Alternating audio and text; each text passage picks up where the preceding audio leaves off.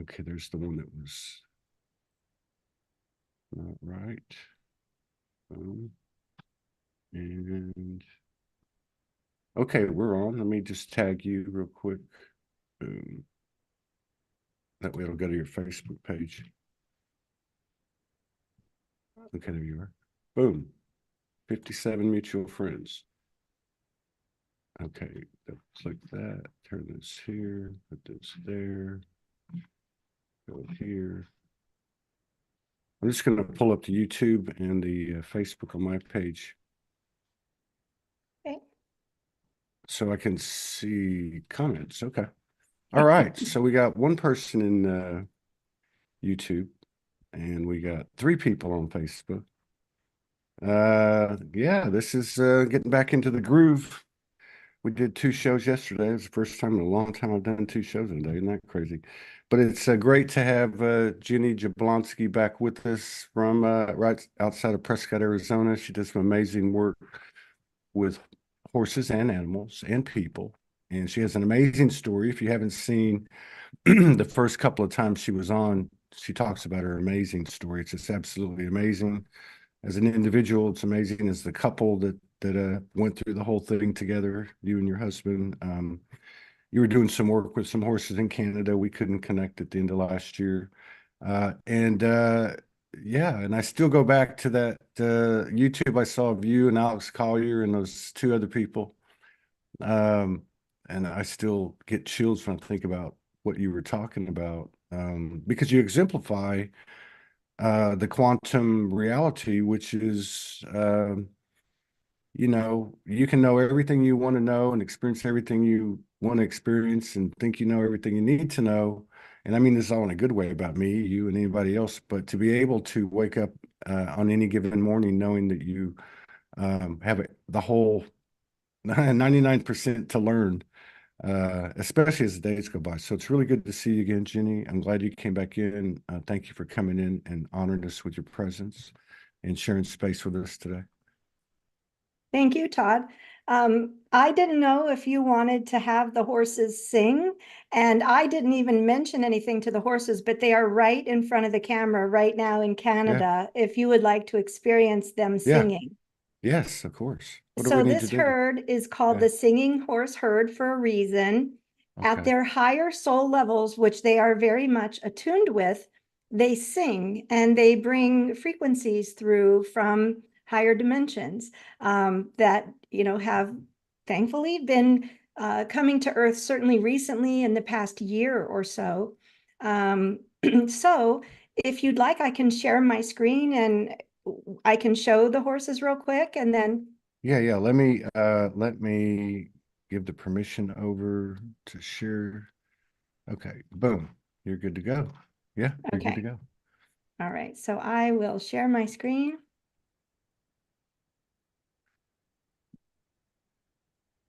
Oh, wow. And this is a 160-acre ranch. So the horses would not be standing right here on a normal winter day if they didn't think that I was going to be using the camera. And I didn't even connect with them this morning, which I normally just call them forward and say hello. And I didn't. And here they are. And there's just a few more if I move the camera a little bit. They just started walking away a little bit. So the whole herd may eventually move over. But I'll Wow. just be quiet Uh-huh. and we'll see what you perceive and others who are watching live when they sing. Wow. There they go. Oh, you know what? I think you need to turn the audio on your share. You know how to do that? No, they're singing multidimensionally. So Okay, people okay. are going to hear it one I way or got you. the other. Yeah, I it's got a you. multidimensional. It's like a Yes. transmission, but they're not really sending anything to us. It's more making it available. Does that make Okay. sense? Yes, absolutely.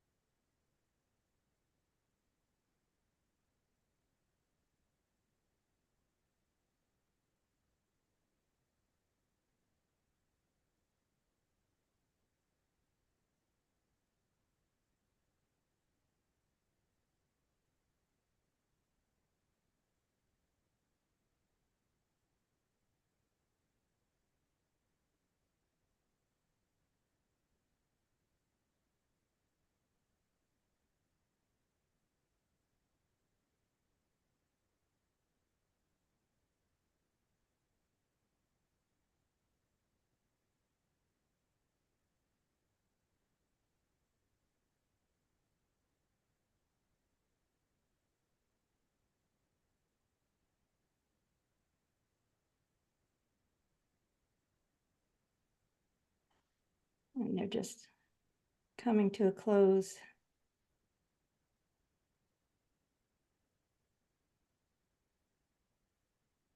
All righty. I'll leave the screen up just for a second if you want to provide any feedback, Todd, or share your experience. Uh, so yeah, I mean, it sounds like a choir. It sounds like a choir carrying a higher note, but multiple voices that just kept getting higher and higher and higher, like a slow crescendo. And then I thought to myself, can you feel sound? Because I could feel um, uh, like a vibrational kind of feeling, yeah, like a almost like a vibrating thing. So it had like mass to it, um, like almost like it was a cellular to cellular transmission. Some maybe even atomic. I don't know, but yeah, I definitely yeah. How do you hear them? What does it sound like to you? Well, when I'm working, and I don't consider myself working right now, but I hear the Leonard Cohen song, Hallelujah. And I will hear the verses of the song word for word and perfectly on pitch. And I will know if they're ramping up, if the chorus comes in. Wow. But today I actually felt it for myself, which I don't normally. And I could feel all of my cranial nerves and certainly my carotid arteries vibrating, Wow. physically vibrating. Okay. Then I'm not the only one. No. How And cool is that?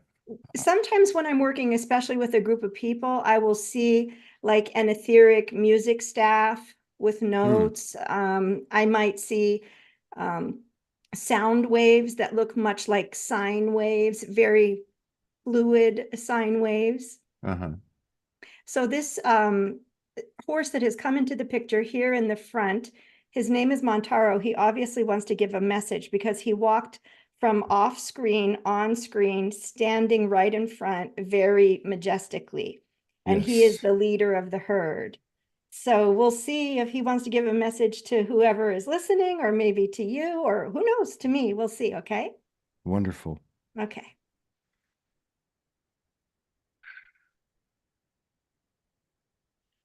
He's expressing to those who listen and all of humanity that it may seem romantic to be wild and free, and 9 out of 10 of these horses were previously wild. He said, but as humans, and I've never heard him say anything like this before, so I'm so fascinated that I might be getting in my own way hearing what he's saying. As humans, we have agreed to have a herd or a collective experience. And he said, this takes more bravery and more faith and more, I guess he used the word in the beginning, romantic, this romantic notion of being wild and free. He said it takes more love and compassion and romanticism Hmm. to be a part of humanity right now, because everyone is vibrating at a different note. Hmm. Everyone is bringing such a unique skill set and experience forward. And he wants us to know how brave he thinks we all are. Wow. So Wow. lovely. And There's my girlfriend that owns the ranch that they live on. and he is majestic. Isn't he? Yeah, Yeah, he really is. I get the word like king. very Like much. yeah, like I Yeah, get he's like I don't know if it's like you said, am I getting in my way? But it's like he's trying to show me something. Well, and it was right when even before you said this horse is, the leader of the herd, right when you took my attention to him, and it was like the message, I guess, or the image was a king is steadfast in good times and the not so good times. That's really, I don't know if he's saying that's what he is or that's what a king is that they maintain their balance and their range of emotions through all situations, all seasons and all cycles. Yeah. A leader. Well, I certainly aspire to that. Hmm. Yeah, I think that's really good advice for a soul, period. Yeah. Coming from a beautiful soul. What's his name? His name is Montaro. Montaro. Wow, that's a cool name. Yeah. So I know that you've had these incredible gifts as you've transformed through your life. And I know just from exchanging emails with you at the end of last year when things were so busy, that you started to work with these horses. And we were trying to set up a show with the horses, Mhm. these horses that are in Canada. So how did your connection begin with this group of horses, and how did it kind of evolve in terms of like the work that you're doing together and the collaborations? Well, it's really fascinating. In 2022, I had a client that, and I always ask everybody at the beginning of the call, how did you find out about me? Because it gives me a sense of their cosmology. Like, how far can I really go in this reading? What kinds of things can I feel comfortable saying or sharing? And this woman said, well, I found out about you from a woman's blog called Listen to Your Horse. And I said, what? Somebody wrote a blog about me? And she said, yes. And, my faith in humanity was restored in that incident. I said, somebody who is doing this ostensibly for a living or working in the spiritual community is sharing other people's work. I have to know about this person. And I Wow. have to have her on my podcast because I did start a podcast in late 2022 called Interspecies Evolution, which was surprisingly very successful. Wow. And so I reached out to this woman and of course, I went through her blogs and some of her videos, and I thought I had never met anybody who so wholeheartedly embraced other people's work and celebrated other people. And that Right. was a wonderful experience for me. And I got to know her, and we became friends over about 9 months or so. It was sort of the end of 2022. And she had invited me, if I ever wanted to come to Canada. I thought, oh, that's a really difficult journey. I probably won't do that. But then the horses invited me. And I thought, well, if the horses are inviting me, there must be a reason. And these were very, well-known horses. So they pretty much gave me a month that I was supposed to come. And that was last June, the end of May, beginning of June. And I drove there from Arizona. Oh my And God. I spent a week with them, and they gave me instructions. You give her this much money for staying here, this much money for food, and do this and do Really? that. And I did everything they told me to do. And I was going to be there for 7 days. And on the second day, I think it was the second day, she said, would you like to be the facilitator for this herd? And Wow. I thought, well, that is unexpected. I really just came to meet the horses and meet her and just following my guidance. And I was really, frankly, honored. These are some incredible horses. They don't heal people, make no mistake. They're not here to heal people, but they do give beautiful messages like you receive. Hmm. And they sing, and it's very similar to being in the bioelectric energy field of a horse, where there's a theory that the person with the highest frequency wins, or the strongest frequency wins, right? And so when you stand in the energy field of a horse, we humans generally become coherent with them. The rhythm of our heart becomes coherent with their heart. And that gives us a pause. They, in effect, create a sacred space. And we then can breathe, and we're not feeling pushed on by the outside world. And all of a sudden, we can hear our own guidance and feel our own body. And we're not at the effect of everything outside, which is a bit, sometimes people misunderstand that and think, oh, the animals are healing us. But in fact, they're providing the space so that we can heal ourselves, be in alignment with ourselves, push away or move out, temporarily the energy that prevents us maybe from being grounded or centered in our heart or aligned with our soul. Right. So in essence, they're just doing a different form, I think, right? They're reflecting our, you know, our peace and our purity and our self-awareness, even like they have a field of, it feels like a huge heart Mhm. uh biofield or whatever you call it, like a huge, I guess like a Taurus, maybe. Yeah. Um, so Yeah.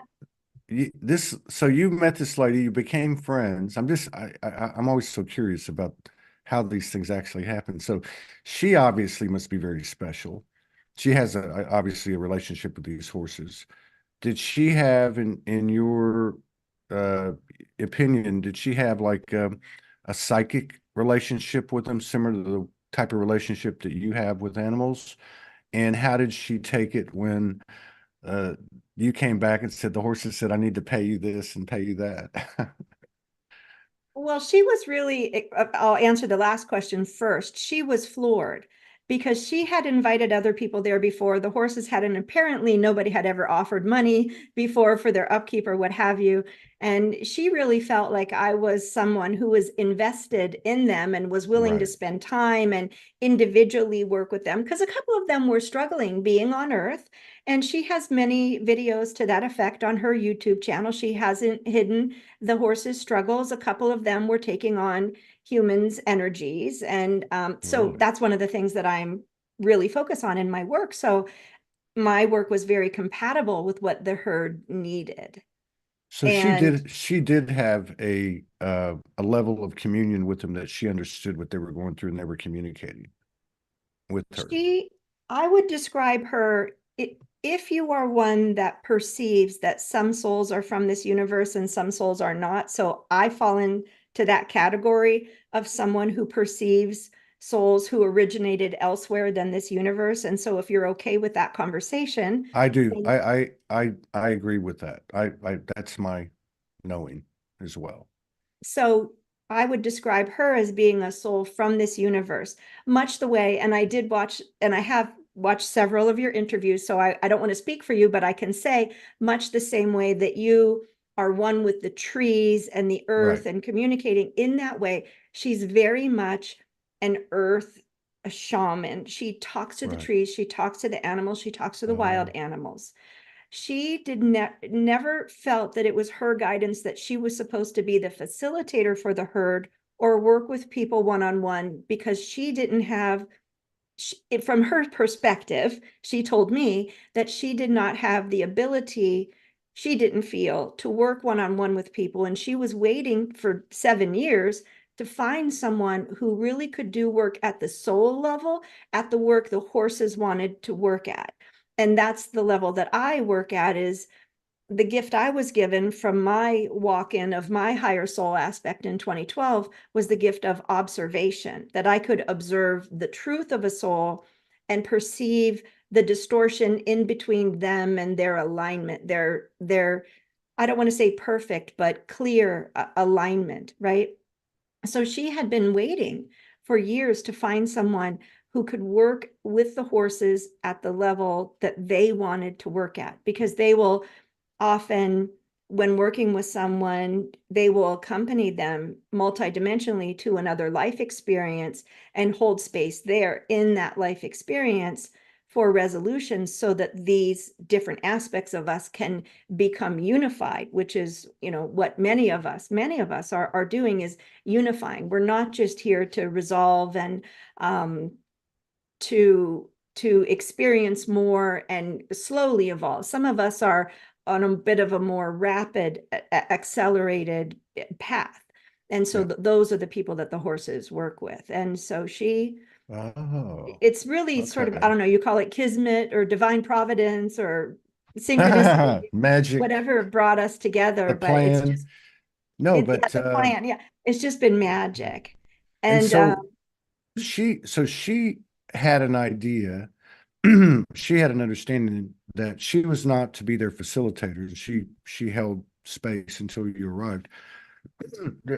And it sounds like that what she meant by facilitator was not only to work one-on-one with the horses or one on the with the group as a facilitator, but also to facilitate um, a process or maybe a modality uh, with the facilitator, the horses, and potential clients.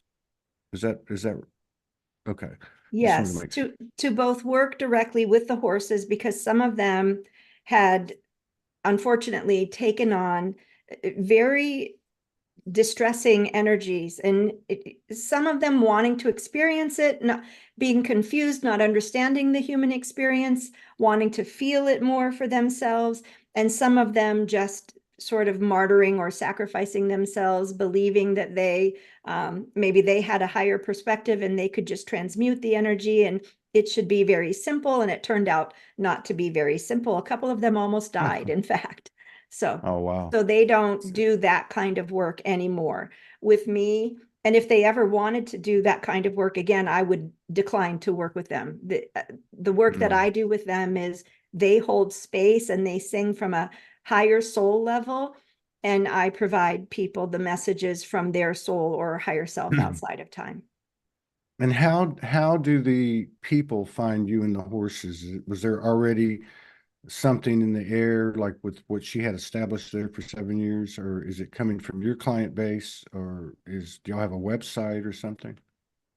Well, more than 2/3 come from my client base, but sometimes it's just, I've never had a session with a psychic or a facilitator in my life. And my dog told me to research something on the internet. And when your picture came up, they said, that lady, I have to talk to that lady. So it's the plan. It's just, as you said, it's Right. just the plan. The Yeah. universe brings us those people who need whatever tiny little piece of information that they need to hold in their conscious awareness so that they can move forward on their human journey. Wow. Yeah. The physical synchronicities that are, showing up more and more in the storyline, just like you're talking about. So they're they're a special group of horses, like almost like well, like a soul family or a monadic kind of core or something. I'm sure it's not their first rodeo, but Um, yeah, go ahead. Two Go of ahead. them are from this universe, and eight Okay. are from outside of this universe. Okay. Wow. Yeah. And Wow. different universes. The eight are all from different universes. Okay. And they have a group, kind of a group message, kind of a connotation to what they have to say, which can be, like you said, when you came in, you said basically they might have a message for me, they might have a message for someone in the audience, they might have a message for everybody as a whole.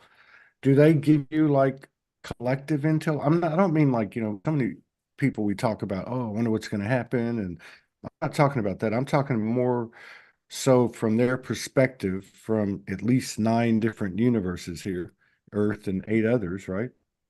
What their perspective might be on what we're doing, how we're doing. I know they said that we're very courageous for doing what we're doing. But do anything else come to mind that over the time you've been spending with them that kind of stands out for you? No, they generally don't channel per se. They're very wise themselves, but they allow each of us to have our own experience. They also don't interfere with our journey, which is one of the reasons why they're so compatible to work with me. My agreement to do the work is that I will do the work, but I will never do it from my level of awareness. I will only get messages from someone's higher self and for what is absolutely perfect for them, a priority for them on their journey today. Because, in my experience on my journey, is we've shared many times, is how many different experiences I had with different perspectives of different, healers, so to speak. And I found very little of it to be helpful, and Right, very few right. people who were really willing to put everything of themselves aside and Right. only give the message from the higher self of the person, or the body, or the energy field, or the incarnate personality soul of the Right. person. And Yeah, that so makes sense. Yeah. the horses really don't do that with me privately or Uh-huh. with any of our clients. But what they are good at, it seems to parallel what I seem to bring forward, and that is any resistance or blocks or limitations to embodying the soul. And as you know Right. very well, when we embody the soul, that is evolution. It's not leaving the body, being blissed out, traveling to different dimensions, remote viewing, or out of body experiences, traveling, or any. It's the inner journey, it's the inner Right. wisdom, it's unlocking those inner chambers of the heart. And the Right. horses really honor that. Yeah. Yeah, I get that. Yeah, I just meant like, like what they were saying about, our role in space and time, those who are incarnated as a human, and the kind of unity initiative that we're setting out to do. But like even from other perspectives, I mean, it just feels like, and maybe I'm answering or they're answering the question for me. Maybe that's what it is.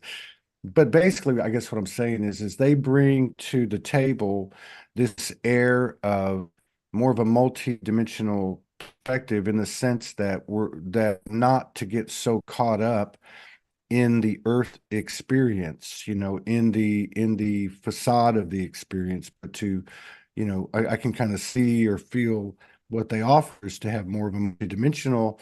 This is another leg on the travels of our souls, and to honor the space and time. Like for instance, in this case, you've got representatives from 8 other universes, and a bunch of us here, which is other universes and from here, et cetera, et cetera. And just to take that in, because you're like in a given moment, all like right now, even those that might watch this on a replay, all of us are here.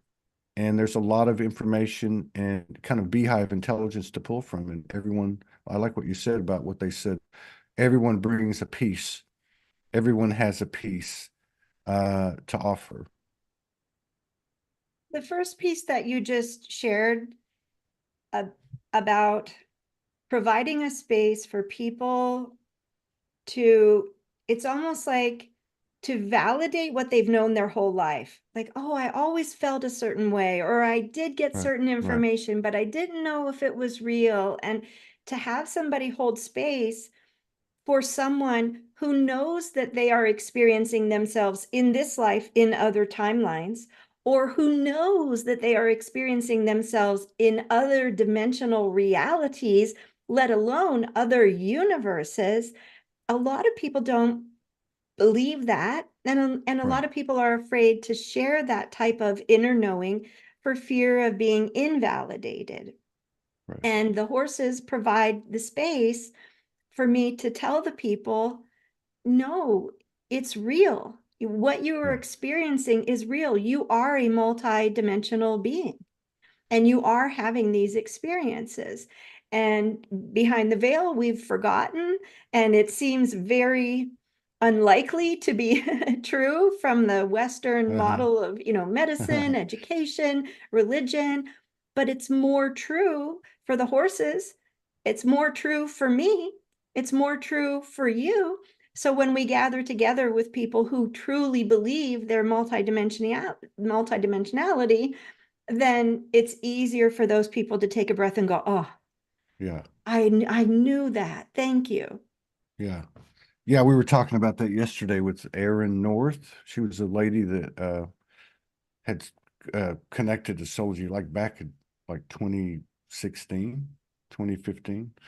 And we just happened to see her on a YouTube comment. I said, "Hey, I remember you," and because she's not on Facebook anymore, and so we got on the show. But that was a really kind of an eye opener. She really talked about the experience itself of being challenged with that multidimensionality, trying to fit in psych wards, etc., medication, and all that, and quitting cold turkey. And you can relate to a lot of this, even in much more intense terms with your story. But that. Yeah, I found this place where other people like me were there. And I'm like, yeah, wow. And that's kind of the same energy that you're talking about. And I guess the thing that stands out for me too with these horses is that to to I don't know, there's like a presence. In other words, yeah, there's these narratives flying around about all these different things and galactic wars and this and that and the governments and all this. Yet this is our space right here. This is all you need to know. All that other stuff is like, the outer winds in a hurricane.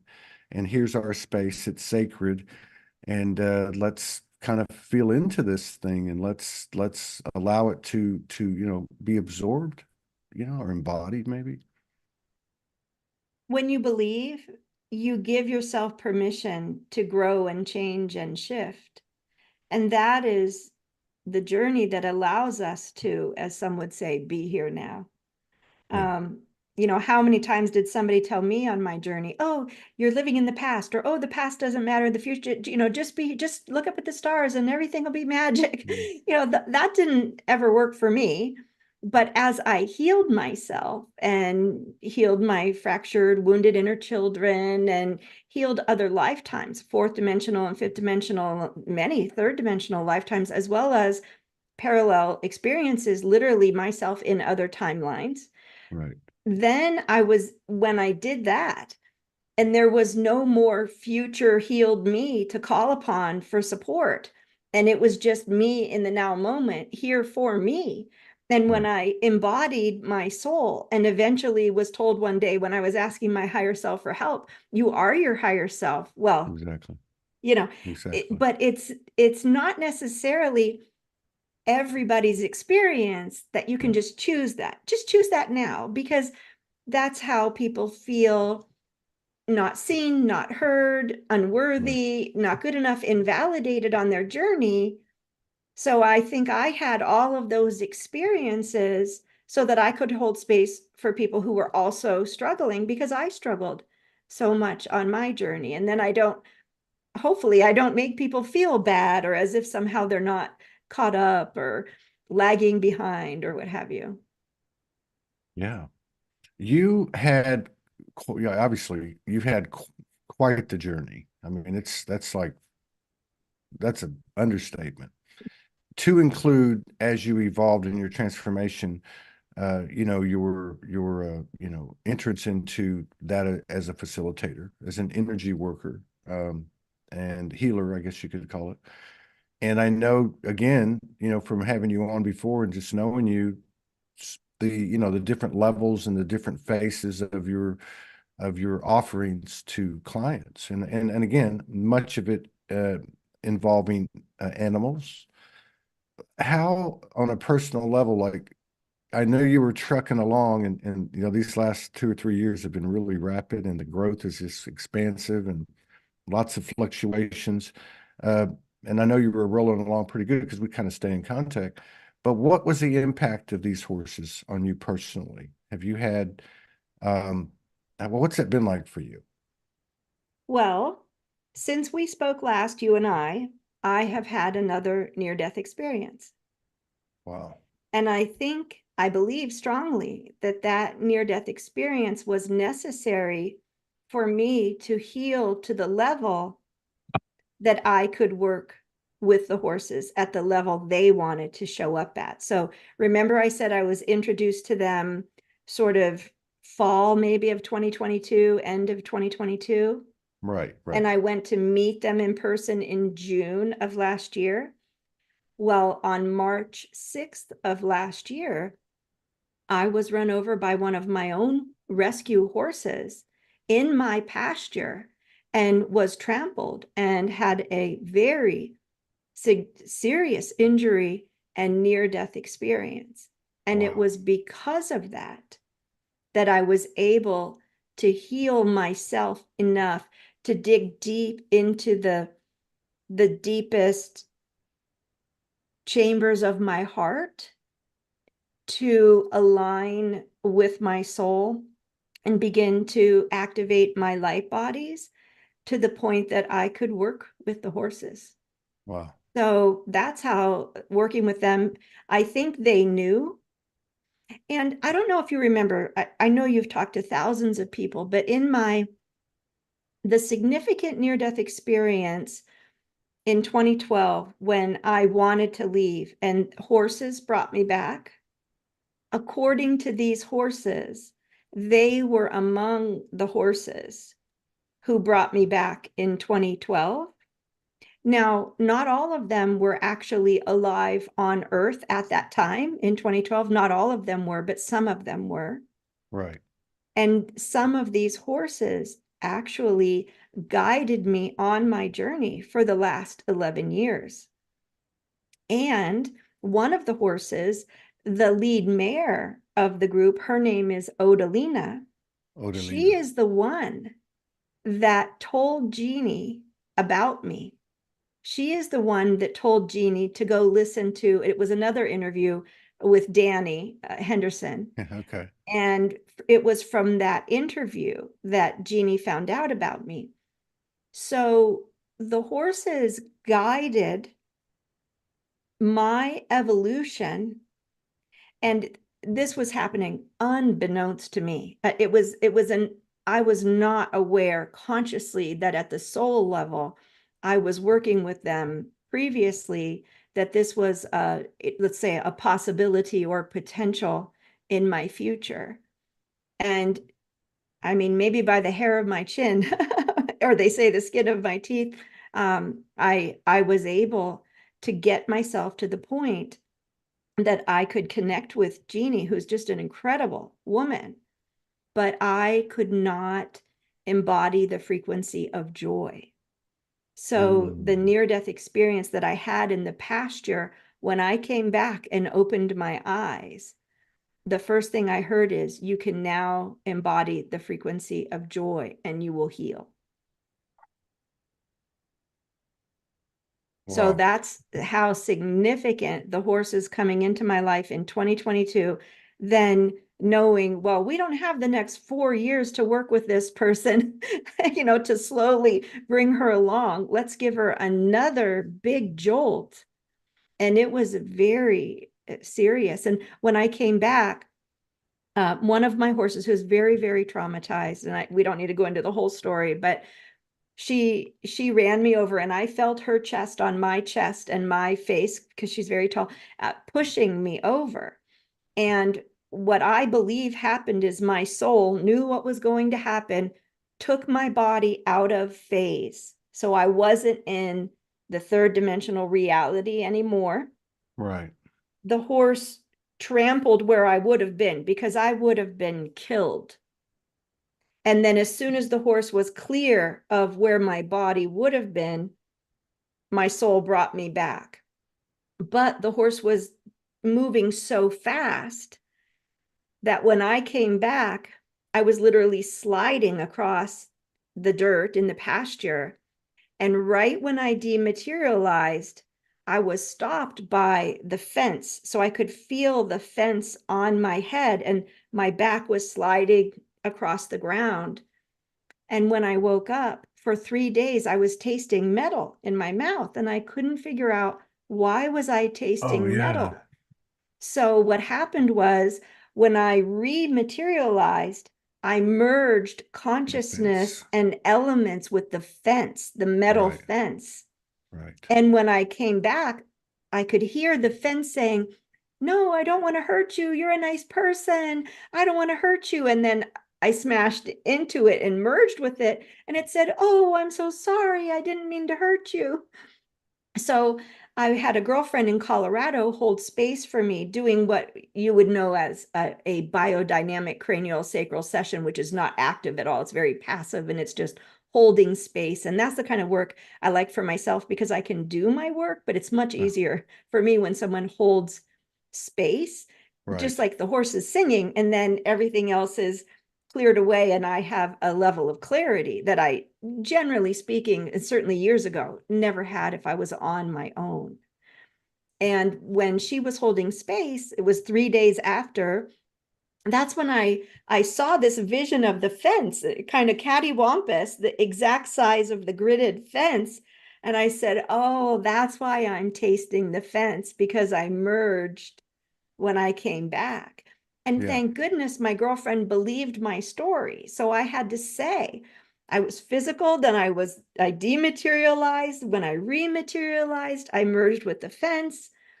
So she said, yes, okay, I can see that. And she believed me. So then I was able to go outside, put my hands on the fence, do some ho'oponopono basically with the fence, and ask the earth to separate my DNA and the elements of my body and consciousness from the fence.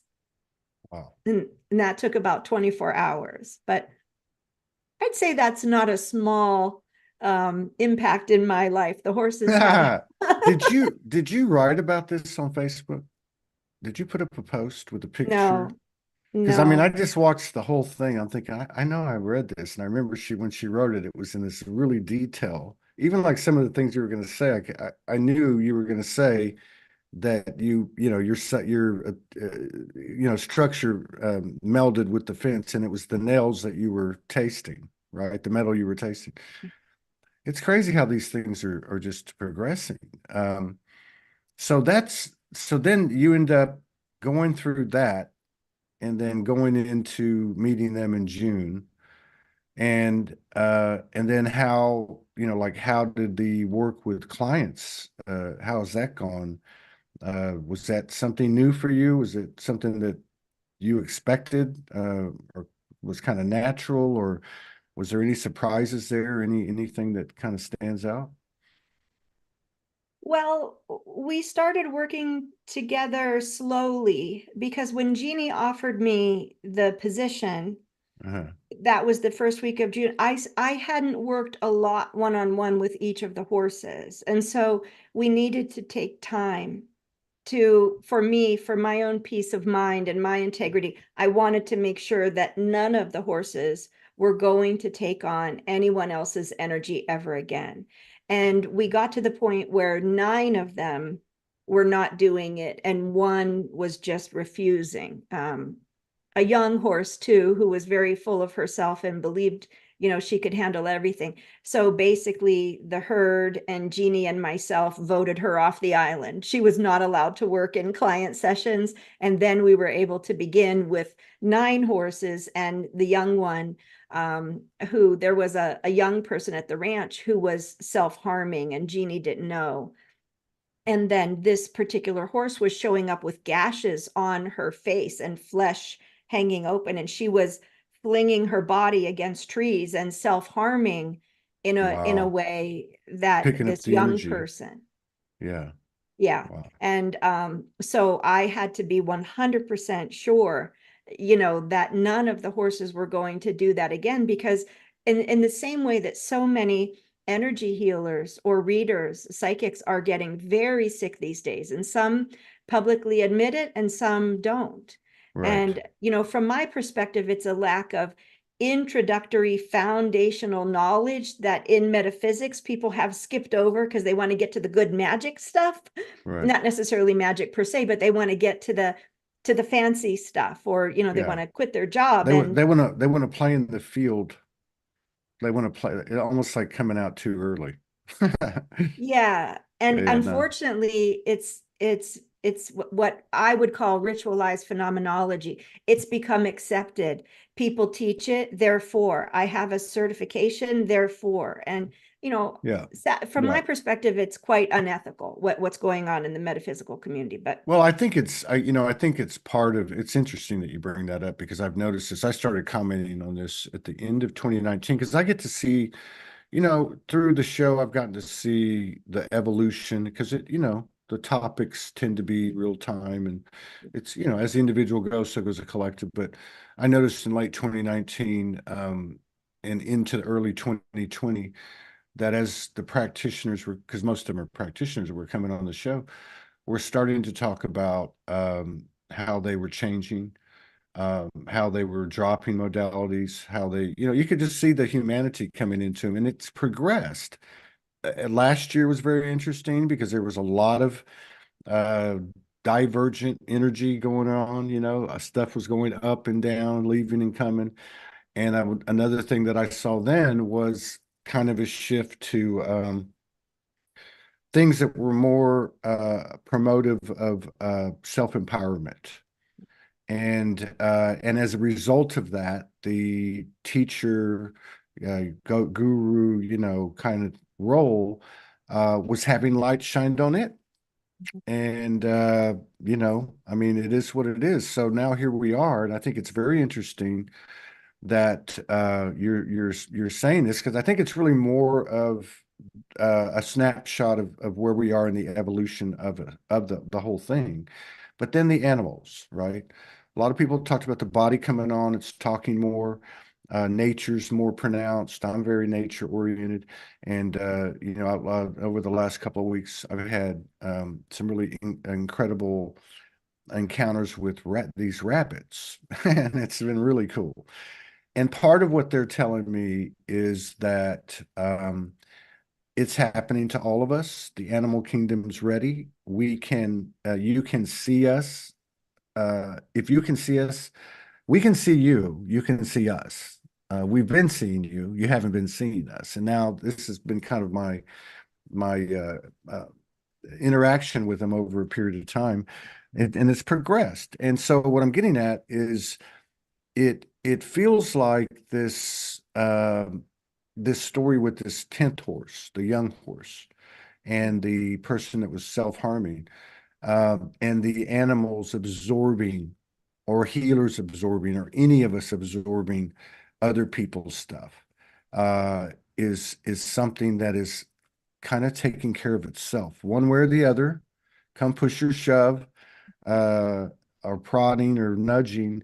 Yeah, this is the reality. The reality is it's our natural nature to be ourselves in our field, and not to have that kind of, I want to say magnetic, but more like anti-magnetic, where we're pulling in other people's stuff, and it's not actually even coming from them. It's by our own choice, which is, I think, as I listen to your story and I think about that 10th horse, uh, that could very well be me at many times in my life, and probably most of us, where we know our innateness, we know our greatness, and yet there's still this level of almost defiance, or identity, that's so strong that it's still got these ripples of something beyond individuality, something that still keeps us kind of, Mhm.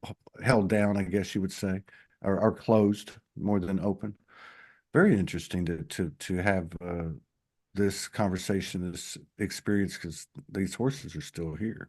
That's- Well, it that's- ranges from, as you said, like innocence and naivete hmm. to judgment of other people's journey. They're not doing it fast enough. I can do it better. I certainly, my soul showed me many lifetimes where I was a shaman or a healer. And I was just like, oh, you people are boring me. I'm so much better at this than you. Let me just take on your stuff and transmute it, and you just go on your merry little way.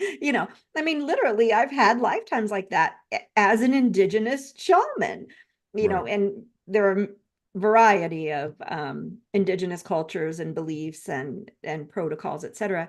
But that was something, a journey of awareness that my soul clearly took me on. And I don't think any of us on earth have not had at least one experience of martyring ourselves, or Oh yeah. thinking we were better or stronger, and then the innocence and the naivete. Well, I have so much light, I can just do it for you, Hmm. and then for me, I had a wounded inner child aspect of me that was basically sitting in the corner with knitting needles, knitting my light and handing away little sweaters to other people. So it happens in many, many forms, many, many Yeah. forms. Yeah.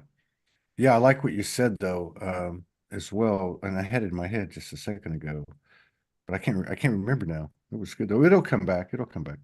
But yeah, I think uh, there's like, and this is just another example of it. As we landed in 2024, it just seems that it's a totally different world. For me, it happened on the 9th of November, or 11/11/11, right around that time frame. And I woke up and I just said that we're in a different place now. You are your soul. I mean, it's the whole same kind of energy, and that you're emitting and talking about. Um, and then it goes into all aspects to include communication and expression. And I see the rabbits and the horses and so many other things. Even like the fence. We're having a conversation here in 2024 about a fence that spoke to you. So leading us to the understanding, this isn't just about you're me and I'm you. Everything's me, everything's you, and everything has consciousness, and everything has because of the virtue of that consciousness, they have the potential of self-awareness. And where there's a potential of self-awareness, anything's possible. You know what I mean? I mean, so I think that the more that's coming in, people talk about vibrational resonance, colors, new geometries, numbers, equations or whatever it may be. But I'm still like this soul to soul thing. I mean, I get we all have these teams and everything, and they're there, and I don't take that away from them at all. And thank the Lord they are here. But soul to soul in the flesh, other universes, other ethnicities, other lineages. I mean, and to be conscious in our state and have these conversations. And we're just getting started. So, I mean, what do you think that the future holds for you and these horses? Do you think that you'll continue to do the same type of work? Do you feel like it'll expand into something else? Boy, I don't know. We enjoy doing the work that we do. We're not overwhelmed with clients. I have more clients in my own private practice than the horses and I do, but I think that's the way it's supposed to be. I don't really know what the future holds. I'm rarely given anything about the future unless my soul tells me to go somewhere in March or something. Right, But what you said about, and you've mentioned it several times, that there was a shift last November where people were more willing to talk about the evolutionary process or be more vulnerable. right, That's exactly why I emailed you at the beginning of January and said, if you're open, I'm ready to talk now about what I have perceived energetically in terms of the shift for humanity. Because before I was always working on the premise, nobody's going to believe me. It's really easy to just believe you can talk to animals. So let me just say, I had a near death experience and now I can talk to animals. Isn't that so cute? you know, but the information that I'm sharing now with people yeah, is that I can perceive our luminous architecture shifting from the traditional, Hindu perspective of a seven primary chakra auric field right, to, as you say, the toroidal field with this radiant circuitry right, and our interface of embodiment with the earth being our earth star chakra and mm, our interface of embodiment with our higher chakras being the soul star chakra above. And I have literally watched that from 2015 to 2017 is when I started perceiving consciousness itself as color or consciousness personified, and the luminous architecture or chakra system, and including the meridian system and the nervous system, how it is being what's the word, like re-expressed or reorganized, I guess, the right, nervous system from the mirror neurons. We're not living in safety, security, survival, and we don't have to take on other people's energy through the mirror neurons anymore to know if right, we're safe or not, or something bad happened, or, all of that conversation. And the body no longer has to be the physical messenger for what is out of balance with the soul. So I've watched that slowly evolve for the past 6 to 8 years, but I okay, never talked about it because I thought this is, people either won't believe me. And I thought this would be a wonderful conversation for us to have now because people talk about ascension symptoms, but every ascension symptom that somebody has, so to speak, I see the energetic shift that is causing the resistance or the energy. And that's what I really thought would be fun to share with you today. Jump in. Let's jump into that. This is, yeah, I was just saying like this is getting good now. Not that it wasn't, but yeah, this is fresh. This is let me just take that in for a second because um I think what you're saying is that okay, because I mean like in the last 2, 3 days, God, it's so hard to like capture time. You're like, when did this happen? I can just feel it and I see the physical synchronicities. And there's something about what's been in my self dialogue, I guess, or my self awareness over the last few days, which has had to do with, I guess you would say, a tipping point to a degree where the perspective has changed. And a lot of this human, what we might call baggage or conditioning or programming, is literally losing context and it's just dropping away. And by virtue of that, able to see things. Oh, you know what? I said this in a little solo I did 2 nights ago out in the patio. Um, I was sitting there taking all this stuff in, and I said, or I heard, it's me. It's all the same, right? My soul is me. Says, you're like a bunch of astronauts that have landed, and you're now looking each other in the eye and our playmates, horses, rabbits, whatever, and saying, "Hey, we did it. We're actually here, conscious enough to know who we are, what we are, and not caught up in how we got here." And then I heard, "Yeah, you guys have landed. Get over it." In other words, like get over it in the sense of let's play now. Let's play with this. But back to what you were saying, the summation of it being to operate and live as a self-aware multi-dimensional being in this human body, which is not what we thought, by the way, which is just as available to the potentials of the cosmic physics as if we were outside the body, however you want to describe it. So yeah, I very much would like to hear about what you've been seeing and what you're seeing now and what your thoughts are going forward. Well, two things I would like to share, just sort of to validate, it helped me to validate my perspective. And that is, I was sharing with somebody, a client, they were having an experience, and I said, would you like me to share my experience? And when I was having this conversation, they said, Ginny, what you're talking about, she said, in the 90s, I was in Los Angeles and I was listening to some guru or master talk, and they were talking about a prophecy that eventually humanity would be rooted in the heart, and just ding, ding, ding, ding, ding, and lights just went off the whole way up I call it causeway, or the core energy column, the causeway that just sort of encompasses all chakras above our head.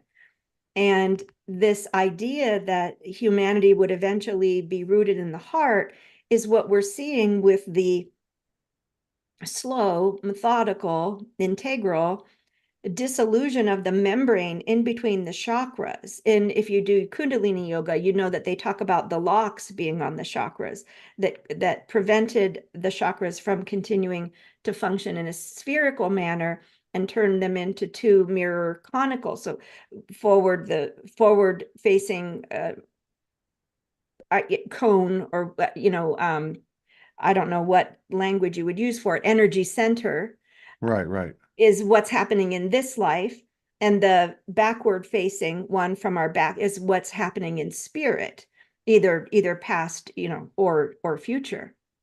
And Mm. so what I saw was the locks come off and the spheres open up and the colors start to merge together, and almost like glass shelves being pulled out from each of the chakras, the membranes slowly dissolving that were isolating each energy center or chakra.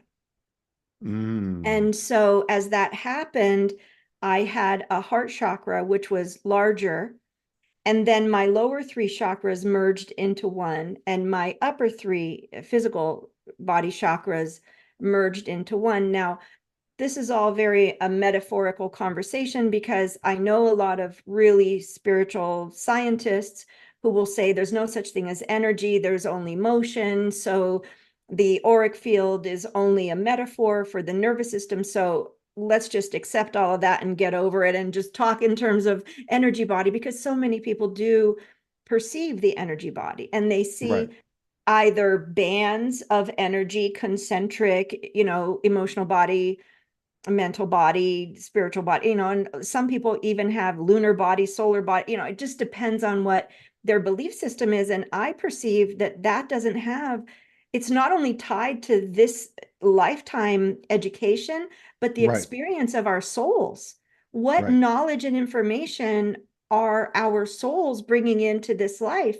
And believe it or not, people on different planets and in different galaxies and even in different universes have different perspectives about how energy works. And so that's what makes it so interesting here, is we have so many diverse perspectives, nothing being necessarily wrong or right, only what's resonating for each Right. of us.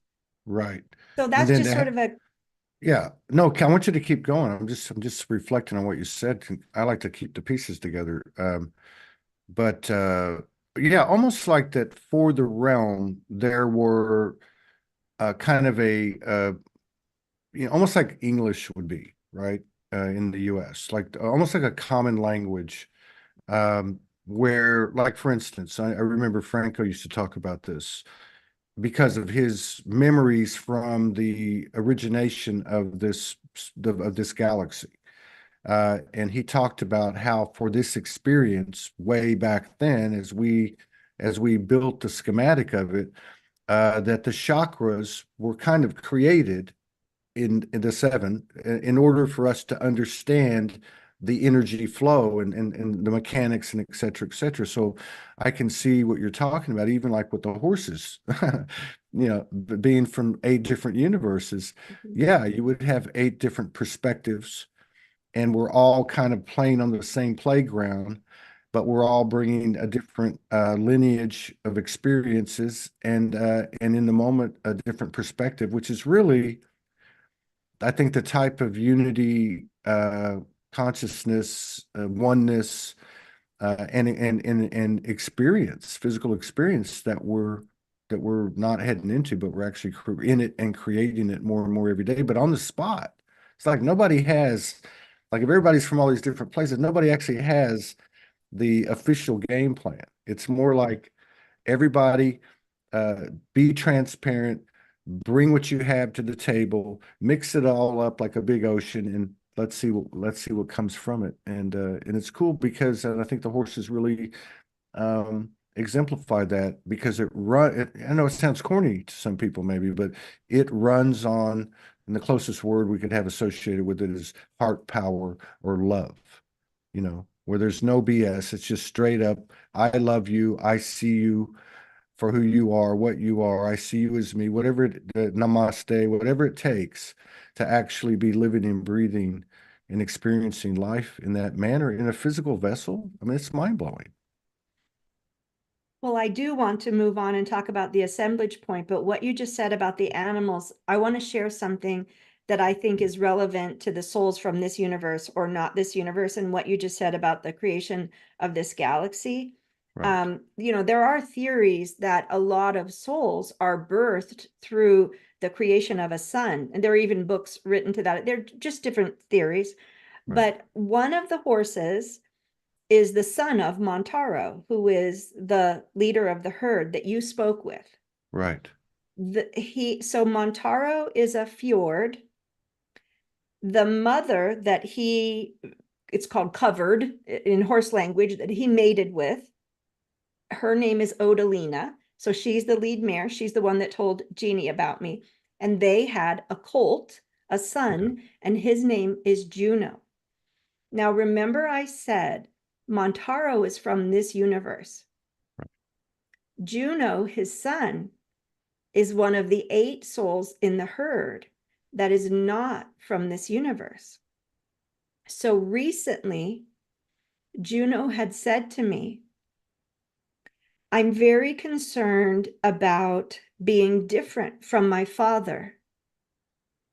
Is there something wrong with me? Pardon me. This is Juno's expression of his divine will is a little bit distorted by his desire to be the same as his father, right? Excuse me.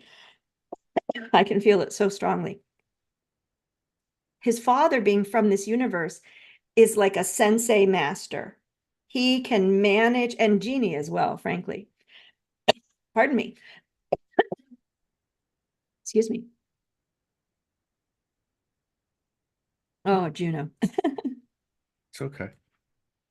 He wanted to, so Montaro, as a horse patriarch, is very demanding of horses in the herd and other animals, whether it be dogs or sheep on the ranch, that you need to listen. You need to be alert. You need to pay attention. If I move like this, it means you move like that. And if not, he will let you know you've done something wrong. He's quite a force of nature. He, like a martial arts master who has learned to manage the energy of the body and work in concert with the earth, can do that. Juno, his son, is not a soul from this universe. Ginny, their owner, from this universe. Me, not from this universe. So when I came to the herd, Ginny has literally apprenticed with the herd for 7 years before I got there, right? And so she can literally command the energy of the herd. She'd lived with them for 7 years. I got there, and to me, well, when you leave this universe, we're all one. At a certain level, to me, everything is energy and it flows and it's not solid. It's more real to me. So the horses, I am not affected by people trying to push me around. Right. And I also don't try to push. I flow like water. I just go around. I don't know if you're reading the energy of this conversation, but I'm getting to a really important point. Yes. So Juno, a horse in a horse body, thought, and this is how many humans think, well, this person can command the forces of nature. Why can't I? Or this person has these specific psychic abilities. Why don't I? I need to be able to see. I need to activate my third eye. I need to be able to hear more. Why am I not, why am I different? So Juno was thinking, there's something wrong with me. I need to be more like my father. I want to stop healing with the other 7 horses in the herd, or 8 horses in the herd, pardon me, because one other horse, Jeannie's private personal horse, her first horse, is also from this universe. And I said to him, that is a wonderful goal. And I think that it makes a lot of sense that you want to be like your father. And you are both horses, and you both have horse DNA. And it's totally understandable that you want to emulate the qualities of your father.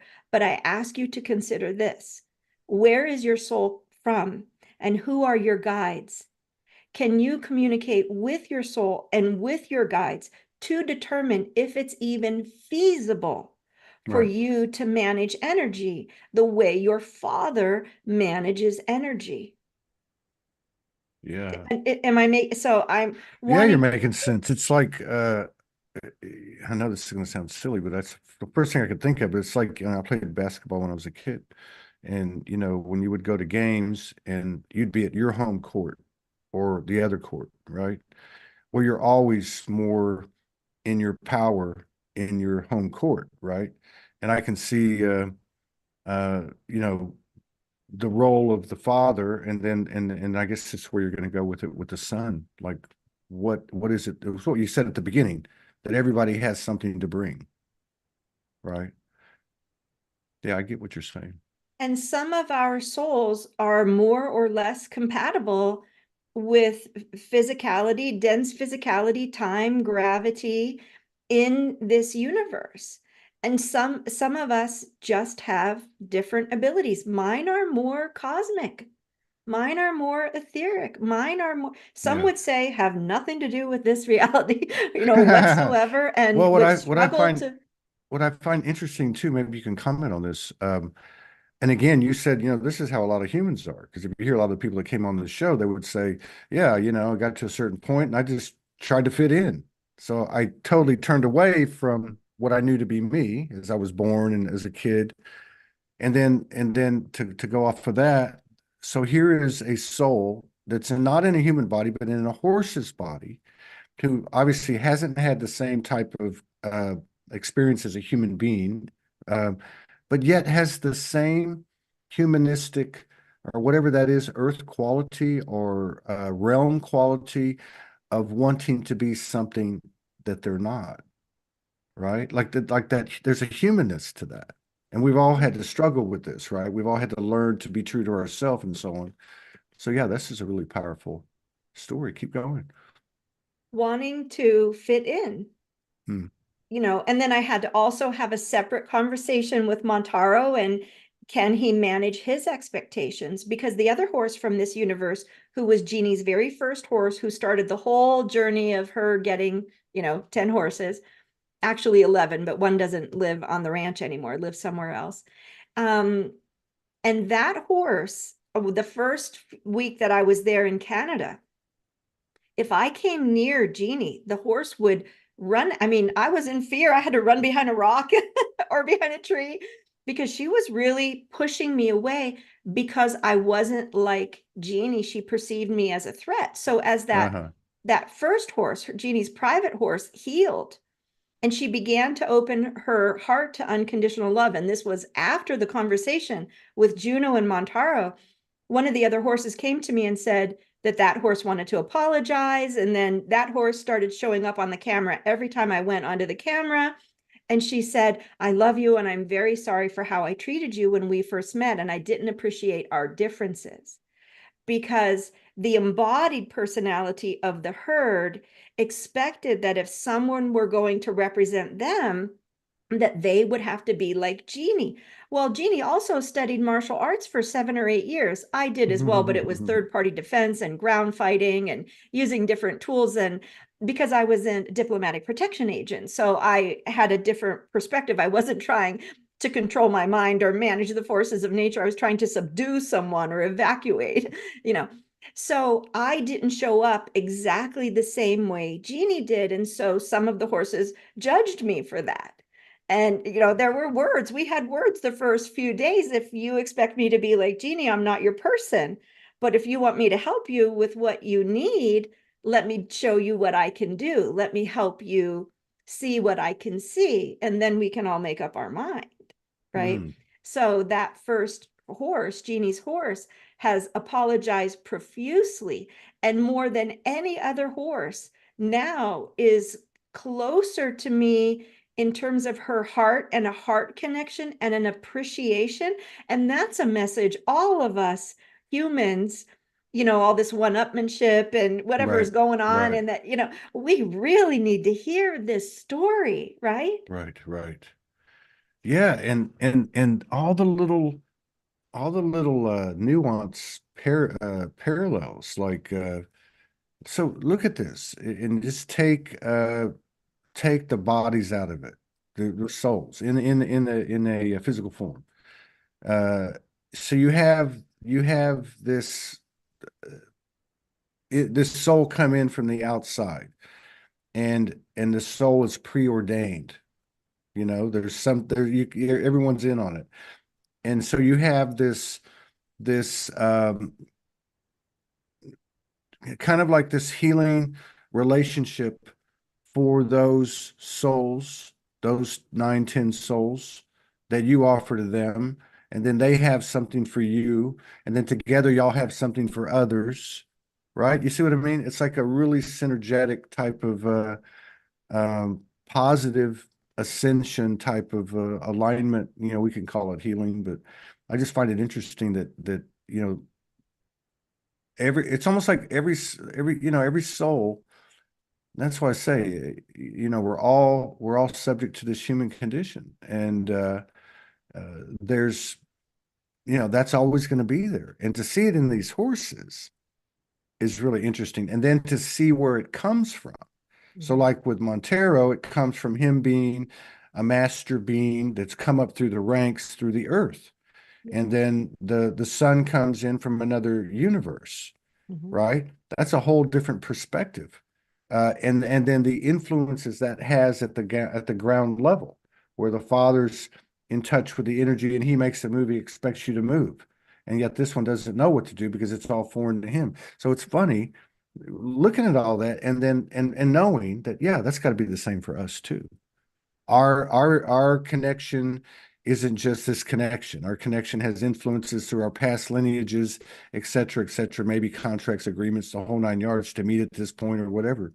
Yeah, so it's interesting to see the parallels and the patterns that apply both to them and to us and to them and us at the And same not time. the, pardon me, No, no, I was just saying, yeah, go ahead. and not the least of which, and I think it's so important to say this out loud.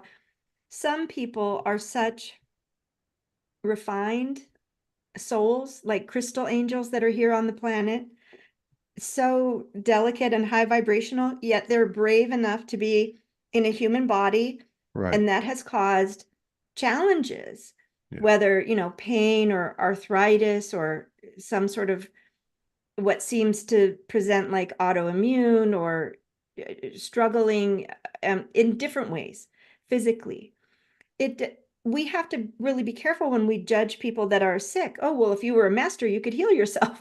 Right. Some souls aren't necessarily as compatible with Right. human DNA. And I am certainly aware that Right. millions, scores of millions of souls have come here from across the universe, from other galaxies, incarnated here because what's happening on Earth is affecting the entire universe. And, come what may, whatever happened, they weren't necessarily certain, some of these beings, what would happen that came here.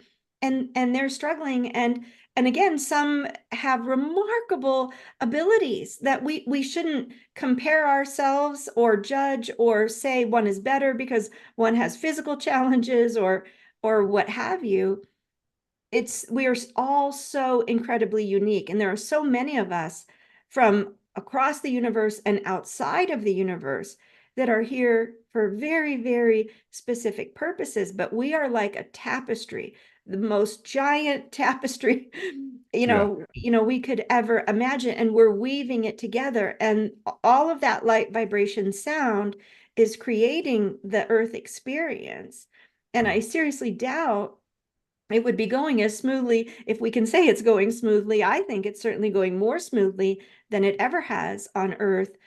I don't know that it would without some of these different beings. And in fact, one of the sheep on the ranch in Canada said to one of my clients the other day, I want you to know, if those of your kind hadn't come to Earth from your universe, and that's specifically crystal angels from a universe that looks like an crystalline fractal light, like an artist's palette when I look at their souls.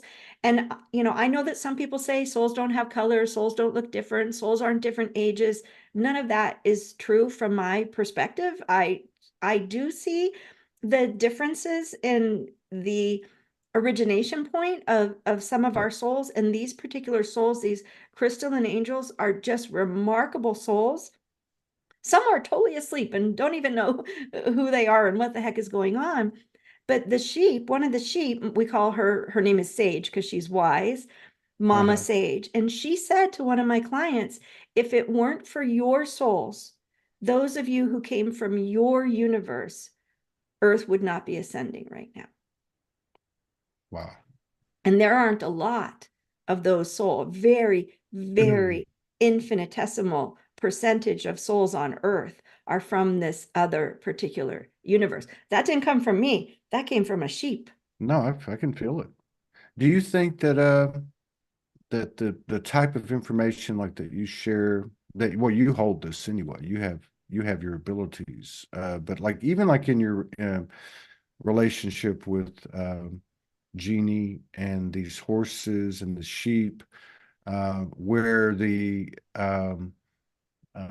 the memories or the information or the coding is coming in from their home frequency and forward of that, or you know what I mean? Like in other words, where it becomes mutualistic, where you know my story and I know your story, which brings more impact into our occurrence right now, you know, that kind of thing. Do you think that that's something that will pervade at a greater level onto the earth?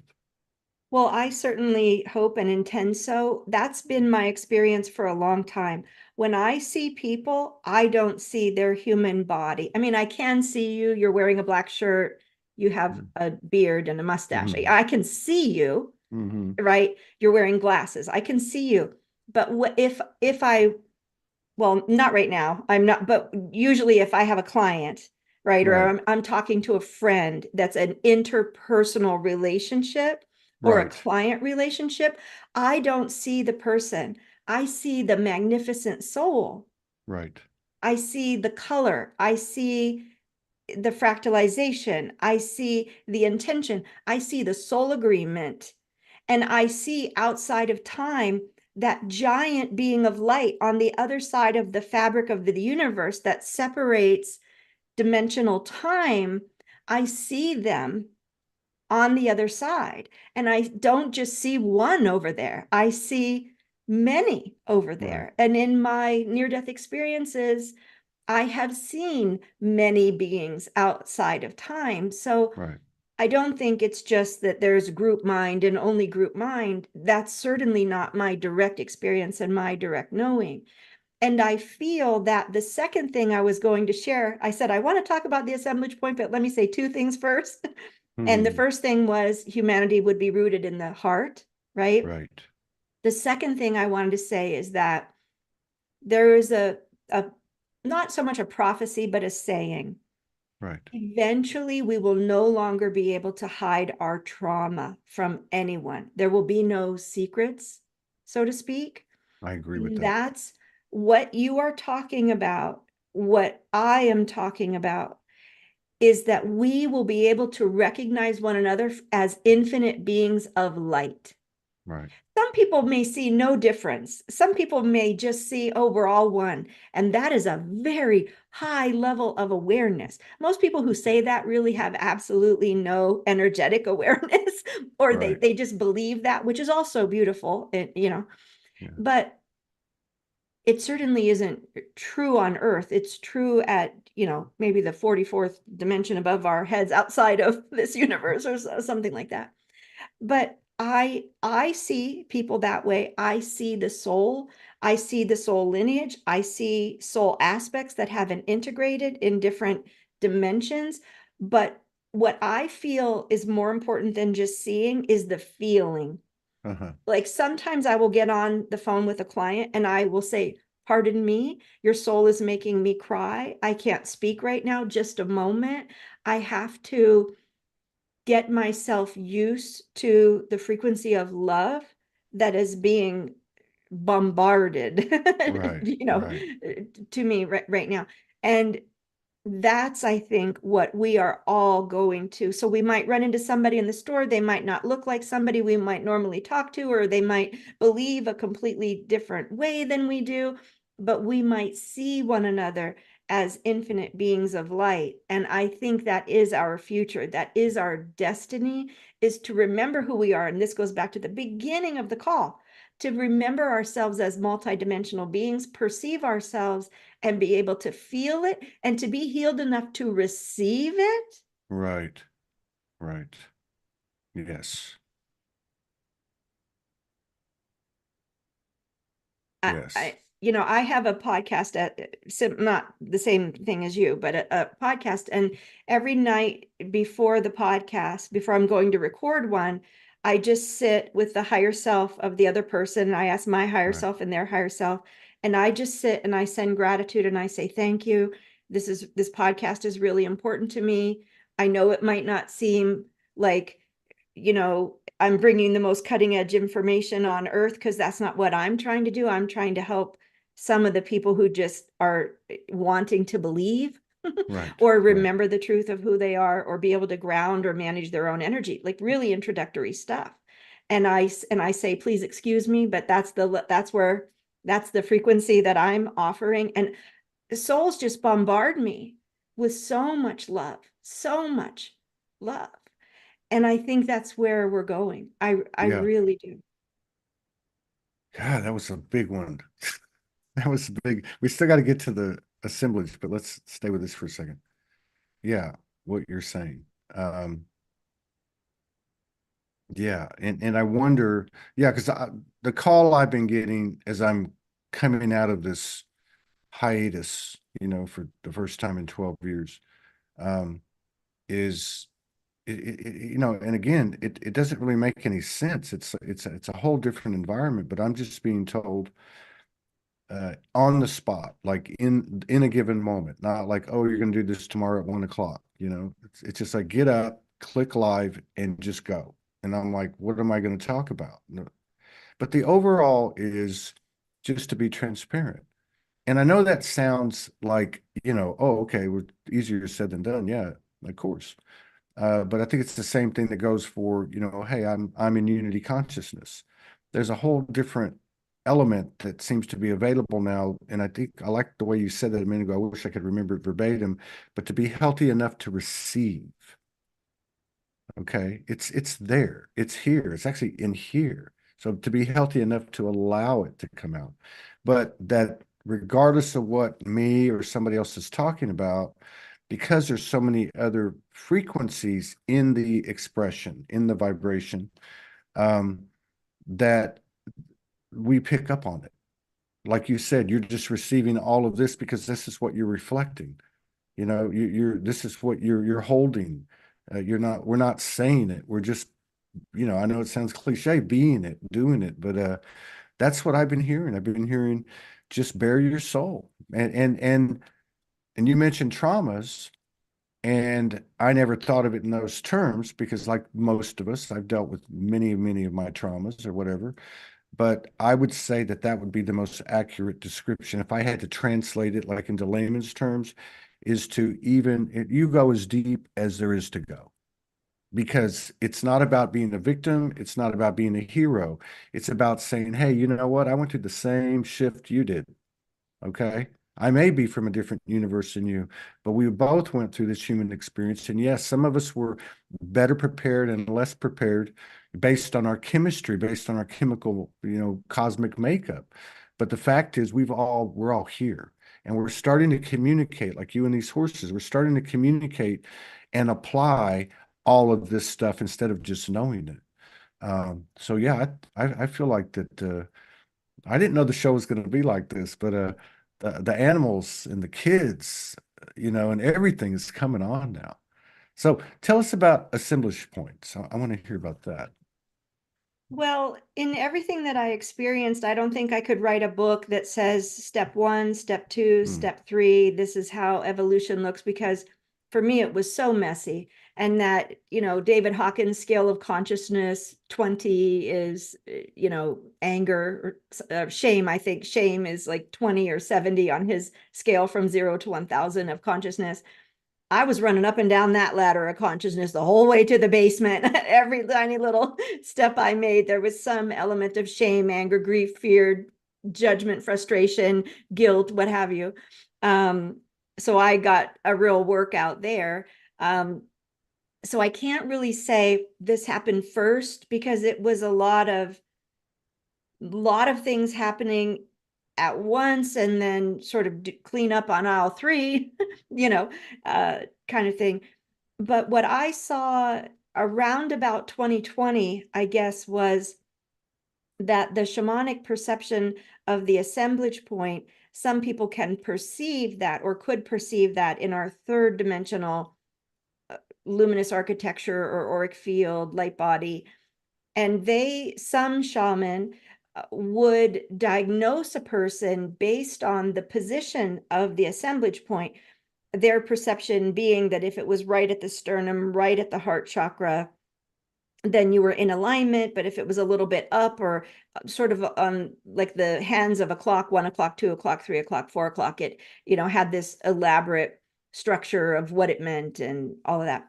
And I never saw that assemblage point in that way. I always saw the assemblage point at the center, but I saw people's souls outside of their body, not in their body, and sort of around a clock. But I never really correlated it to a chart. I was Hmm. more just given information, where is the resistance, or what is the fear, or what is the unforgiveness or judgment that is holding it in that position, and how do we come back in alignment, today, or something like that. But my experience with the assemblage point was, and this is metaphoric and my symbolism and my vision, but that assemblage point for my etheric template, which meant to me the nexus between my light body and my physical body, the template that tells my body how to react, reason, and respond according to the distortion of all of my energy bodies and my soul, right? Right, right. And it looked to me like a really long bolt, like a 4-inch long bolt. And the top of it was maybe hexagon or pentagon shape or something. And there was a symbol on there, which basically signified third dimension, which Okay. I'm happy to be having that in my rear view mirror, I'm hoping. And then, so then there was something, It's unscrewed. exactly, it was a bolt. We were screwed. Mm, And so this was like a clamp, or it was holding on this template, which looked to me very much like etheric cellophane. And when that bolt began to come out, the symbol that was carved on the end of the bolt had 5 points on it, and it went to different glands in my brain, okay. managing the cranial nerves and the limbic brain and the hippocampus and the endocrine system and the pineal gland and the pituitary gland, and basically was telling the human body to respond to the mental construct of the third dimension. So if we have these thoughts or these emotions, create this chemical imbalance, peptides, amino acids, what have you, hormones, etc., and creating illness, as the body was the messenger for the distortion of the energy field. So when Right. that bolt, so to speak, came out, that was anchoring, we could call it an anchor point for the third dimensional etheric template, then my assemblage point was free to move up my spine to the top of my cervical spine, where there's a chakra there that there's a lot written about it. I think people call it 4 or 5 different things. Some people call it the ascension chakra. Some people Okay. call it the Ulta, ULTA, or ALT, I'm not sure, major. Some people call, I think, Alta, ALTA, major. Mm, mm. Some people call it the Zeal, Zeal point. I think some people might call it the Well of Dreams, and some people refer to it as the Mouth of God. So we can consider that like a transition or translation point. When it is active, our higher self, more of our soul can come into our physical body through our nervous system, which that my perspective is evolution is release the trauma from your nervous system and your physical body, then you embody your soul. That's, in my perception, what facilitates embodiment. And if that chakra is not open, I don't recommend anybody trying to force it open, just like I don't recommend anybody trying to force their kundalini to flow, because all manner of unsavory things can happen to us when we do that, right? Challenging experiences. But that assemblage point moved up to that Alta major right at the brain stem, activating, opening that chakra, and then it moved down and settled in my heart. And that Mm, allowed a 4th dimensional template to come online, and it stayed there until I was ready to activate, pardon me, my 5th dimensional light body, which did not mean that all of my aspects in the 5th dimension were unified yet. It still took me many, many months to work on right, healing all of the aspects of me in the 5th dimension. And believe it or not, polarity and duality exists in 5th dimension, at least in my experience. right. And when that happened, when that 5th dimensional light body came online, my assemblage point moved up through the chakras, activating the throat chakra, activating another level of awareness in the third eye, activating another level of awareness in the crown chakra, and then settled in my soul star chakra, at which point I was told it's no longer an assemblage point. You can now refer to it as the interface of embodiment.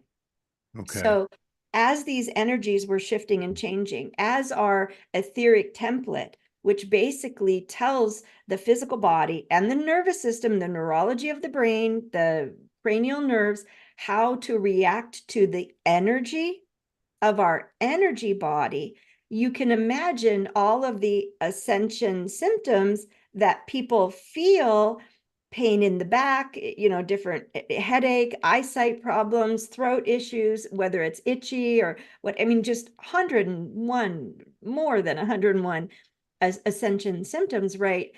Not the least of which are stomach and digestive issues, because remember, those chakras, even though it appeared to me to be one primary at the heart and then one representing those lower three chakras and one representing the three chakras above, we still we don't have to do anything, we don't need to do anything. But if we're evolving, some of us, to to live on a 4D or a 5D or even go beyond, and I think there's more than two choices Yeah. for humanity, Yeah. then those lower three chakras for some of us will be purified.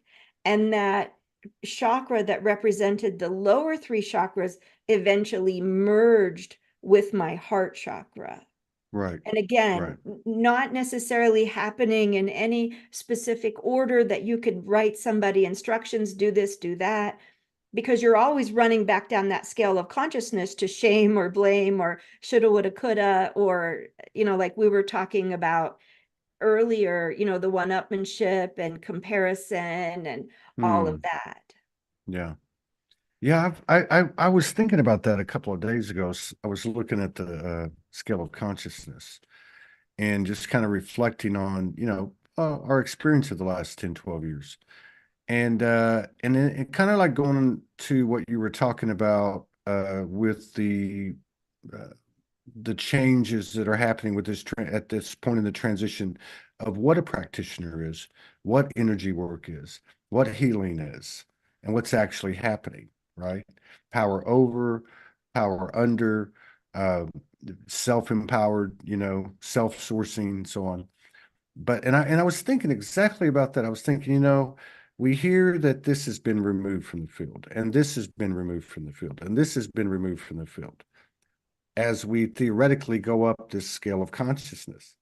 But yet the reality seems to be that we can be anywhere overall. I mean, I'm sure we have like a standard kind of where we're at, but then we can go down here and experience this memory or this trigger happens. And I wonder about that. Well, who says that's all going away? Is there not something to be said for uh we're not divorcing ourselves from anything, actually. Our perspective is changing, our awareness is growing, our wisdom is growing, our love is expanding. Um, these things will still be there. And that you say, because I've had experiences, obviously, in other dimensions, and I've always said everywhere I've been, there's been an egoic presence and there's been polarity.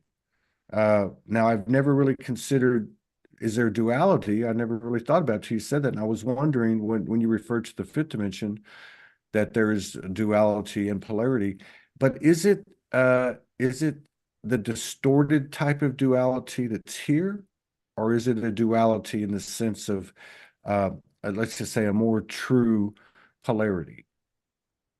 Because to me, the duality is the trick of the duality is it's actually a paradox. And that's a very kind of hard thing to hold. You could call it 0 point, whatever, but uh, to hold both ends of the spectrum in your heart in equanimity. Well, I think the poles aren't as strong, or the highs and the lows are not as severe. But I know that, for example, just this morning before I got on the call, I thought, oh, I'm going to be talking to Todd today. There's something I have to clear. What's going on? Because it felt like there was an avalanche brewing Really? inside of me. And I'm like, what is this? Wow. And I looked at my fifth dimensional light body, because remember I said I hadn't necessarily healed Right. all of the aspects in the fifth dimension. And one was rather large, and they were all overlapping one another, but they weren't unified. There was Right. one that was rather large that was preventing all of the other ones from fully integrating. And that was a frustration of Mm. exactly what some of the things we've been talking about today. And then I called a girlfriend and I said, we got to talk this out, right? Mm. Because people are calling me saying, well, they're getting, people are comparing their evolutionary journey. Oh, yeah, that happened to me 2 years ago. Yeah, like you can't just, if somebody says, oh, I had this experience or that experience, you go, oh, that's really wonderful. I really resonate with that. You don't have to tell somebody, oh, I had that experience 2 or 3 years ago, because then all Right. of a sudden you feel like, oh, am I running behind here or what? But this is what I was feeling in my fifth dimensional aspect, that was frustrated and feeling as if the choices it made were being judged, Wow. right? Yeah. So I do think there is polarity. I just think it's not as extreme. Yeah. But at that, let's say, less dense reality, the incongruous Right. energy or Right. incoherent energy or energy that is not unified, Right. you can feel that within you when Right. it's kind of like the princess and the pea. There's something wrong. You Right. just can't get comfortable. You just can't find your center or balance because there's still something that's not quite right. Yeah. Right. Yeah. Yeah. And the other thing that you said was people are talking about certain levels of consciousness leaving the planet or certain portions of the structure leaving, but that each and every one of us has thought forms and unprocessed memories within us Right. and emotions attached to memories within us. And some of us have those looping, or sometimes you could say paradoxical memories or experiences, but looping memories that it can even make you viscerally feel like, why did I have to Absolutely. have that memory? Oh, why did I have to have that memory Absolutely. again? Right. And Absolutely. Yeah. rather than go, oh, I don't want that. That's not kind or loving. Right. What if you say, show me that memory? Because I did that recently. Yeah. And I was a young, like teenage girl, and I was holding on to something that looked black. And I'm like, what is that? And I said, will you show me that, to this little teeny tiny part of me? And then she went like this, and it was an album, a record album. Oh, And I'm wow. like, there's the story that's holding this memory, this thought form that is me, that is my consciousness. And let me take that story, which is the emotions attached to the memory, it's the story. And I cleared it out and I felt so much better. And I'll Yeah. never have to have that memory again. Yeah. Yeah. Yeah. I had something like that happen to me about 10 days ago, and something was presented to me, and my body immediately went into this very familiar kind of PTSD thing, right? The nervous system, right? And I went, holy crap, like you did. I went, whoa. And then I just said the same thing, like, can you show me this? And it was like, yeah, do you remember when these things used to happen?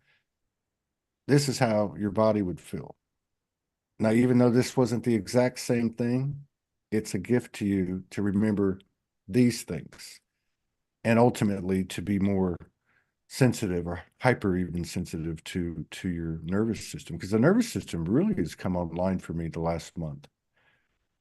Like it's come on in a way that it's now providing me more balance and equilibrium, information, and it's not just this thing that you know gets electricity running through it and sensations running through it that I hadn't been I hadn't the wherewithal to that point to really I guess you could say, merge with it or swim with it or look into it. Yeah. And I think we're all finding these things. And, as the earth is being bombarded with frequencies from various sources, right? It's triggering within us those energies that are no longer consistent with, compatible with where we're going. And you can fight it, or you can look at it, you can witness it. Some people say you can just, notice it and let it flow through you. I wish I was one of those people. I'm not. I need to be. My journey is more self-awareness, not work, not struggle, but Right. just more self-awareness to be able to share with other people my experience so that when Yeah. people are stuck, they can find a way out instead of just eternally feeling as if they're not good enough or their journey isn't as pleasant as someone else's, right? Yeah. But Yeah. I think we all, at least those of us who are talking about this and who are our sole purpose is to be here on the planet while this is happening, whatever the outcome may look like for us. I think that we have the opportunity to experience it, to witness it, to share it, and we shouldn't, to be vulnerable. And I don't think we should be ashamed. That's the key. The keys, and I'm watching people do it. Like in my own little, I mean, I'm not talking to too many people right now, but well, the shows, like the last three shows, this show, it's a different air. It's uh, I don't know if this is a word, allowability, but it's like I keep hearing too, someone's got to do it first. So it's not about that. It's just about, hey, this is what's there. Uh, if you want to get started, get started. That's what I heard at the first of this month. Like, you don't have to wait till March 1st. You know the patterns from the previous years, and this is kind of where it's at now. You guys are on higher ground. There's more awareness. Yes, there's still stuff to be healed and such, but the key is really this. Well, I would call it transparency, but it's not as easy as, oh, let me flip this switch now, Jenny. I'm going to be totally transparent with you. I couldn't do that 1,000%, but I can start. And that's what I see happening. Like with this couple of shows yesterday, these ladies had never been on before. And they just, it's actually a very beautiful thing to watch. It's, and it's not the thing I like about it too. It's not like the pomp and circumstance or the dog and pony show. It's like, yeah, I am a multidimensional human being, and here's my human being with all its frailties and flaws, and it's all in one package, right? And you just walk away going, you know what? Um, I love every part of that, And every part of it. you know Like, what's different? I'll just throw this in if it's okay.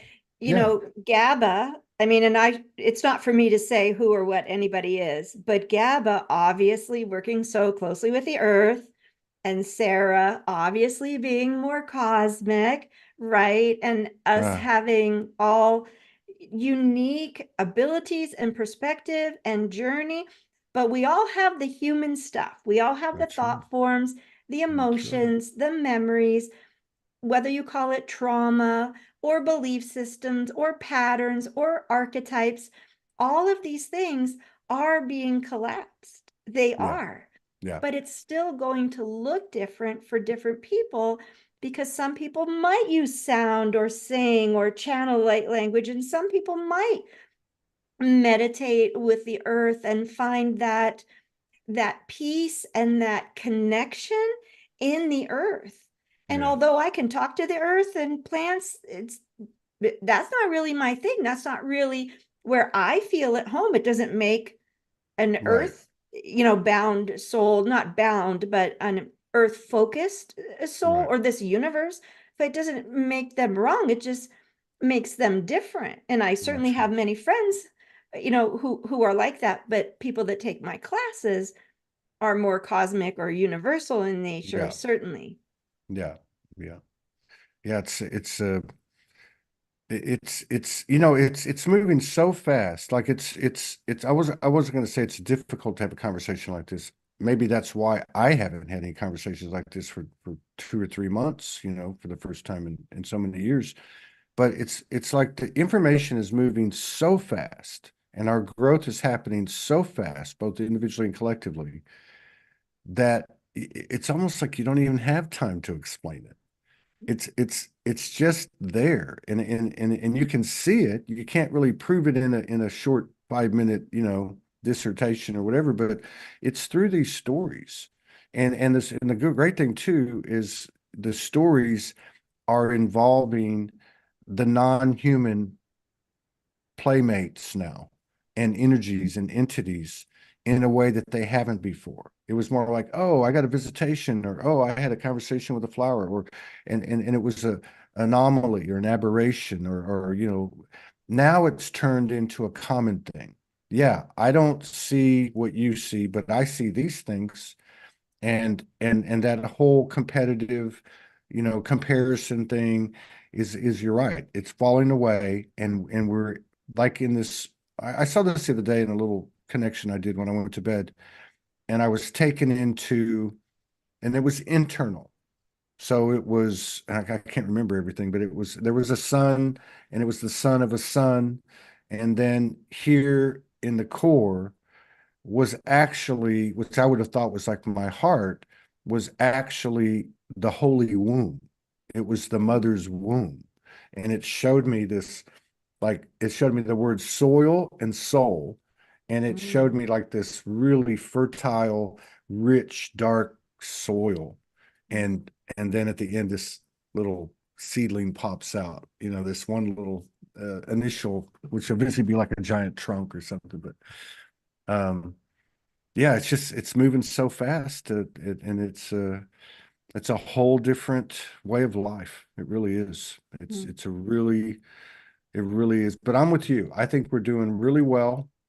Um, and I think that nothing's made up, nothing's predetermined, but we're doing pretty damn good. And there's a whole lot of there's probably, I don't know, maybe it's my bias, but there's more universal, multi-universal representation here in this spot than there ever has been in one place. And we're in a transformative mode, and only good things can come from that. If you aim for perfection, even if you fall short, you're going to do pretty good. And I think that's kind of what we're doing. But I think it's important to have these conversations in a spontaneous atmosphere and an open atmosphere where everybody's coding can be revealed. And because, like you said, everybody has it. Do you mind if we go to your website real quick? Oh, sure. Yeah, I want to show everybody before. I hope I didn't keep you too long. I told you 90 minutes. We're already at 2 hours. It's fine. I want to. Oh, wait. Let me get The this up. horses do have a different website than I do, but I think I've got access to both. okay. So hang on one second. Let me see. Now this is yours. This one here. Yes, this Okay. is my primary site. Yep. Right. This is heartofthehorse.us, everybody. It's also on her Facebook page. And I got in trouble one time. We're going through too much stuff openly, but you can see it's pretty healthy. I was in here the other day looking at the different things that she does. It's very comprehensive, and it's also very unique and original. I have met two or three other ladies that work with horses, but not to the extent and beyond that Ginny does. So I would tell you that I've known her for about 3 or 4 years, and I can speak to her abilities and her reputation. And yeah, you guys have just observed her for the last 2 hours. And is it interspecies evolution? Is that the That's my that's your podcast, that's your podcast? interspecies. Yeah. What But is the what is the horse's it's it's listentoyourhorse.com. listen to your horse.com? Okay, let's go see them. Okay, So if hang on. somebody wanted to book a session with me and the horses, you would have to go through their company website. And it's about $50 more. Not that much more really to have a session with the horses and me versus just me. Wow, look at this. Okay, so this is listen to your, and this is Jeannie's place. Is that Jeannie right? Patel Thompson, right? And she's also a wonderful intuitive, and he has written more than a dozen books. She's a New York Times bestselling author many Oh, times wow. over. She has blogs and YouTube channels, and this is Jeannie here on the left side of the page. Okay. Oh yeah, Jeannie Patel Thompson. Yeah, she is just incredible. She also has a website called Listen to Your Gut, Gut, listentoyourgut.com, where, and there's Mama Sage, the white sheep. Oh yeah, um, yeah, yeah.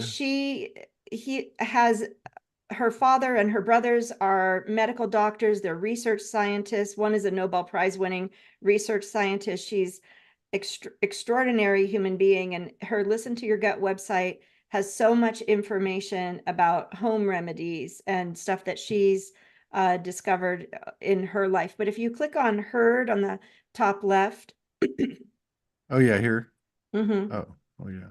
Okay. you will see there's Zora as the first horse she had, the horse on the left, that Oh yeah, yeah, Andalusian. yeah. Zora. Oh, that's And beautiful. there's Odalina is the second one, and she's the one that told Jeannie to find me. And there's Yeah. Montaro, and all the horses are there, and it tells their story. And I probably should have said at the beginning, I have Jeannie's permission to discuss everything that I've discussed today. She's very open and transparent and has shared her journey and the horse's journey extensively on YouTube. And she and I are very close, and I would never, we really don't have any secrets. So there's nothing that I would have said that wouldn't have been appropriate today.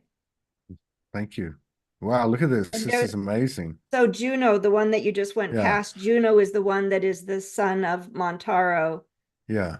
Yeah.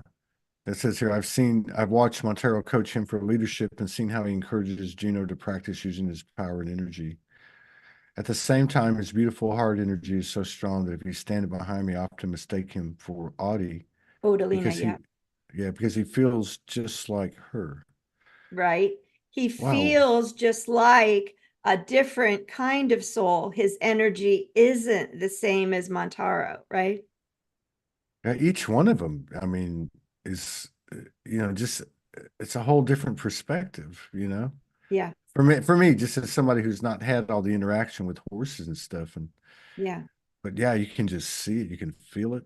Uh, The power. Yeah. It's yeah, very different from what people consider to be equine therapy. I don't participate in that world at all.